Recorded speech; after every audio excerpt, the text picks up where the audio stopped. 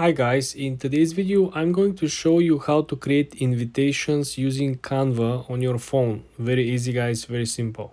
Let's go on Canva, log into your account, scroll down to the section invitations. You want to click CO.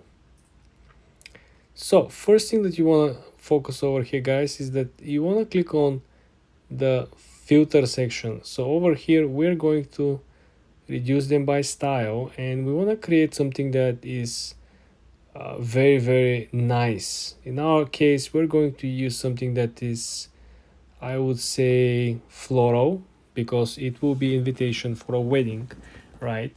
And we are also going to filter by price by selecting the free versions. Okay, click apply. So now we have florals invitations for weddings that are free with free templates. Let's click on the first one. So every element that you see on this pre-made templates guys is actually customizable. As you can see, whatever we click, everything could be adjusted. So for example, if we don't like the position of the flower, we can simply drag the flower on the side. We can actually rotate the flower by simply taking the sides, right, making it smaller, making it larger, pushing it on the other part of the actual invitation, or essentially we can delete it if we don't like it. For the text, I think the text it's okay, but let me show you how you can actually change the font. For example, we're clicking over here on the first line, and essentially we can change the font by opening the lower menu over here. Let's click on the font and let's try to look through the fonts. Remember, this is invitation and this has to be very well structured. So the font of the opening lines could be the same or could be different as the font with the names of the people that are getting married, right? So if we look for some more playful font like this one, I'm not sure that you are going to like it. If we zoom in, right, you will be able to actually see from close up which looks better. I think it has to vibe with the previous fonts, right? You want to make sure that you're selecting something that is readable. Point number one, right? And it's kind of stylish, because remember, this is a very special event. Most people will keep these invitations. You're going to keep these invitations, and further down the years you will look at these invitations, right? So let's pick something like this. After we choosing the font, we can actually change the color of the font over here by simply scrolling in the lower section. We can select the black font, or you can select something that is a little more subtle, not so colorful, but I would say subtle. Maybe something like this looks good, like a dark gray. If we zoom out, now we can make this text a little larger, because I feel that if this is larger, we'll make things look better.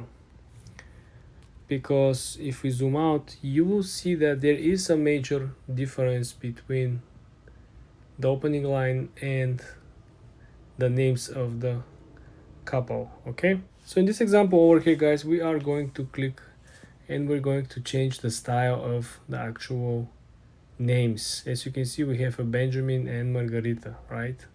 So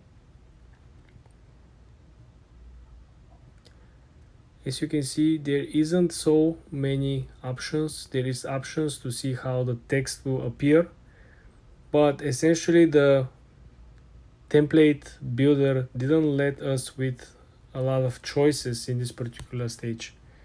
If we go back and click on font again, right, you could see that you can create something that is much more like a handwriting style, or like something like this, which is much more formal. Remember, not everyone wants to be fancy, not everyone wants to be like creative, right? Aspiring artists. So a lot of people just might go for something much more like this, much more subtle, or something that is more like this. So pay attention guys, you always want to adjust the fonts, the colors, because the chances are a lot of other people might be using these templates for their weddings as well, right?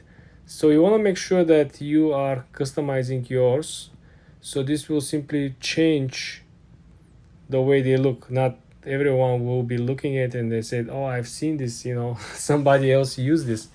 So this is why I'm trying to tell you guys, probably want to adjust the border. As you can see, you can make this like that, you can make it larger, right? You can essentially cut the corners and make it more sweet. You see, this looks much nicer than the original style.